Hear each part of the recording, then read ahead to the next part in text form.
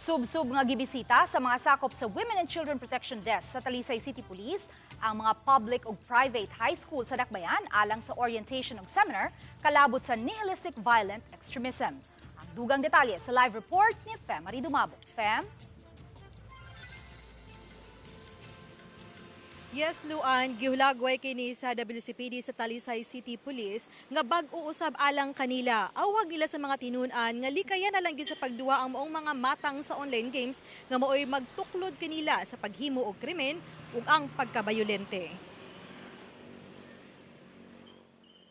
Sugod sa niaging simana, gilibot sa mga sakop sa Women and Children Protection Desk o WCPD sa Talisay City Police ang mga eskwelahan sa syudad sa Talisay, pampubliko ug pribado man. Nagsilbi nila kining awareness campaign alang sa mga tinunan sa high school, kalabot sa nihilistic violent extremism. Gipasabot ni Police Chief Master Sergeant Genevieve Undalok, hepe sa WCPD sa Talisay City Police, nga kalabot kini sa mga bata nga na-expose sa online games. Sa maong mga games, aduna matod pa mga mo-contact sa online, nga mag-awhag sa mga tinunan nga muhimo og real life nga krimen o violence. Atol sa seminar, gipasabot tila ang mga tinunan sa di na lang gyud pagduwa niini. Gitudloan usab sila sa mga red flags o angay bantayan sa mga bata nga nagumon sa online games ug unsay angay buhaton aron matabangan sila. Holistic violent extremism, which bag-o siya, mao ni ang katong mga bata nga exposed to online games, which wala sila kaybaw nga basing nag-groom na sila to kanang mga members sa games to commit real crimes or violence. Ma-affect jud ang ilang growth and ang ilang pag-eskwela. Usa sa ilang gipahinumduman ang mga magtutudlo sa pagmonitor sa ilang mga tinunan. Og ilabi na ang mga ginikanan nga mo-monitor sa mga online activities sa ilang mga anak. More on gadgets na sila. And mostly, wala na yung interesado mo eskwela. Pero kung sa online, permi na lang on gadgets, dili na maminaw sa parents. Dapat ang mga ginikanan, inyong bantayan inyong mga anak, nga ug butangan ninyo limitation in using sa ilang mga cellphones or even kanang paghatag og kwarta para lang hughog piso nga makaduwa sa internetan. Samtang orientation ug seminar sa Child Protection Policy ug Anti-Bullying nga gipasugdahan sa Talisay City LGU alang sa mga principal, guidance counselor, mga opisyal sa barangay ug uban pa.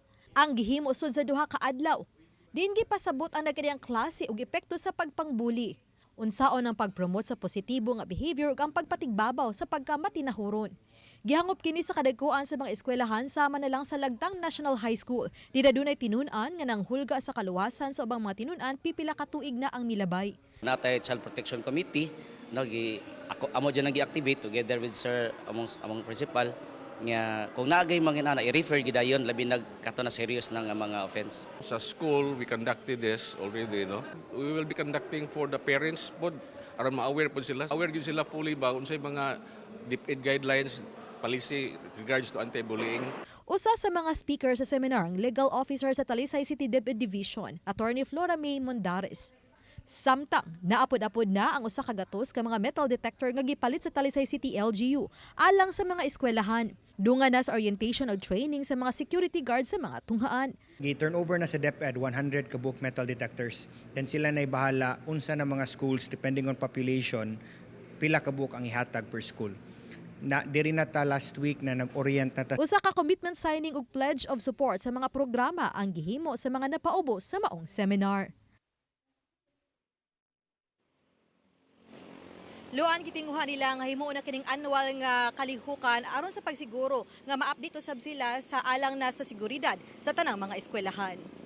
Luan, Daghang salamat, Fem Marie Dumabo.